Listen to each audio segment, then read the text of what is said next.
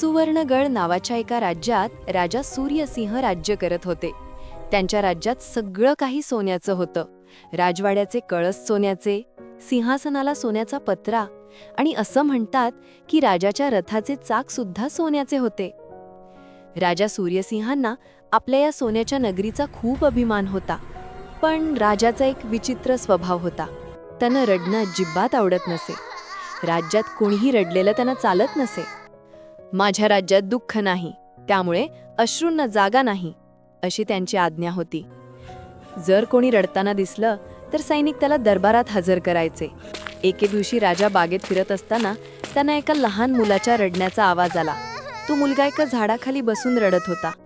पकडा त्याला, राजा ओरडले. सैनिक मुलाला घेऊन दरबारात आले. मुलाचं नाव होतं कान्हा. तो खूप घाबरला होता. का रडत होतास तू? राजाने रागात विचारलं. तुला माहित नाही का माझ्या राज्यात रडायला बंदी आहे? कान्हा घाबरत घाबरत म्हणाला, महाराज, माझा पतंग झाडावर अडकला आहे. तो निघत नाहीये, म्हणून मी रडत होतो. फक्त एका पतंगासाठी रडतोस, मूर्ख मुला, राजा ओरडला. घे हा सोन्याचा शिक्का आणि नवीन पतंग विकत घे. पण पुन्हा रडलेला दिसलास तर याद राख. कान्हाने तो सोन्याचा शिक्का घेतला आणि तो गप्प घरी निघून गेला.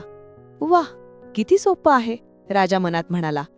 सोन्याने जगातलं कोणतंही दुःख विकत घेता येतं. काही दिवसांनी राजाला एक म्हातारी बाई रडताना दिसली. तिची पाण्याची घागर फुटली होती. राजाने तिला एक सोन्याची घागर भेट दिली. म्हातारी हसली आणि निघून गेली. असंच चालू राहिलं. राज्यात जो कोणी रडायचा, राजा त्याला सोनं देऊन गप्प करायचा. हळूहळू राज्यातले लोक रडेनासे झाले. ते फक्त हसायचे, पण ते हसू खोटं खोटं वाटायचं. एके दिवशी राजा सूर्यसिंहांची एकुलती एक लाडकी मुलगी राजकुमारी रत्ना खूप आजारी पडली. राज्यातल्या मोठ्या मोठ्या वैद्यांनी उपचार केले, पण काहीच फरक पडेना. राजकुमारी दिवसेंदिवस खंगत चालली होती. आपल्या मुलीची ही अवस्था पाहून राजाच्या डोळ्यात पहिल्यांदा पाणी तरळलं. पण त्यांना आपली आज्ञा आठवली. ते रडले नाहीत. त्यांनी आपले अश्रू आतल्या आत गिळून टाकले. एके रात्री राजकुमारीला खूप त्रास होऊ लागला.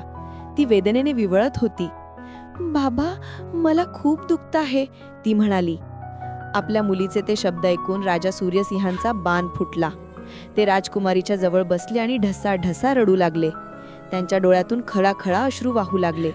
आणि काय आश्चर्य, राजाचा प्रत्येक अश्रू जमिनीवर पडताच त्याचा एक चमकदार, तेजस्वी सोन्याचा मोती होत होता. बघता बघता राजाच्या आजूबाजूला सोन्याच्या मोत्यांचा खच पडला. पण राजाचं लक्ष त्या मोत्यांकडे नव्हतं. ते फक्त आपल्या मुलीकडे पाहत होते. तेवढ्यात एक चमत्कार झाला. राजाचे ते अश्रू पाहून राजकुमारीला होणाऱ्या वेदना हळूहळू कमी होऊ लागल्या. तिच्या चेहऱ्यावर एक शांत भाव आला आणि ती शांत झोपी गेली. सकाळी जेव्हा ती जागी झाली तेव्हा ती पूर्णपणे बरी झाली होती. राजा सूर्यसिंहांना आपली चूक कळली होती. त्यांना समजलं होतं की जगातल्या सगळ्या गोष्टी सोन्याने विकत घेता येत नाहीत. रडणं म्हणजे कमजोरी नव्हे, तर ते आपल्या मनातल्या भावना मोकळा करण्याचा एक मार्ग आहे. अश्रूंमुळेच तर मन हलकं होतं आणि दुःख कमी होतं. त्या दिवसापासून राजाने आपली विचित्र आज्ञा मागे घेतली.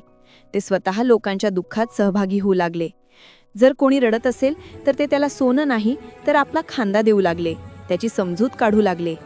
आता सुवर्णगडमध्ये फक्त सोन्याचे महाल नव्हते, तर तिथे लोकांच्या मनात एकमेकांबद्दल खरं प्रेम आणि माया होती. आणि राजा सूर्यसिंह आता सोन्याचे राजे म्हणून नाही, तर मायाळू राजे म्हणून ओळखले जाऊ लागले.